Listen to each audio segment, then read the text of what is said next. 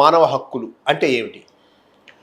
మానవ హక్కులంటే మనిషి జీవించిన తర్వాత, మనిషి పుట్టక ప్రారంభమైన కాడి నుంచి వచ్చేటటువంటి సహజ సిద్ధమైనటువంటి హక్కులనే మానవ హక్కులుగా మనం చెప్తా ఉంటాం.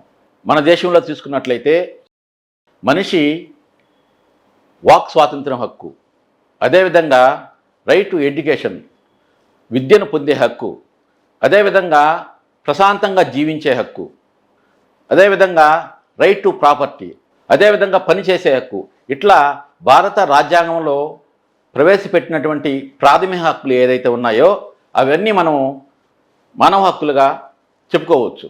అదేవిధంగా మనం ఇంకా విశదీకరించి కానీ మనం మాట్లాడుకున్నట్లయితే పుట్టక తర్వాత అన్నాం కదా, ఇంకా విశదీకంగా చెప్పగలిగితే మానవ జీవితంలో తల్లి గర్భంలో జీవం ఏర్పడిన బిడ్డ కాడి నుంచి మానవ హక్కులు అనేవి పనిచేస్తాయి. ఎగ్జాంపుల్గా మనం చెప్పుకున్నట్లయితే తల్లి గర్భంలో ఉన్నటువంటి శిశువు ప్రాణం ఏర్పడిన తర్వాత శిశువు కూడా ఆ తల్లి ఆ యొక్క హక్కులను హరించేదానికి లేదు.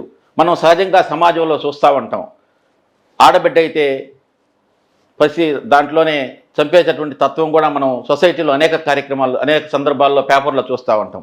అటువంటి హక్కు కూడా లేదు. అటువంటి చేసిన సందర్భాలలో ఎవరైతే చేసిన డాక్టర్ కానీ ఆ తల్లిదండ్రులు కానీ ఇద్దరిని శిక్షించేటటువంటి హక్కు ఈ యొక్క దేశంలో ఉంది.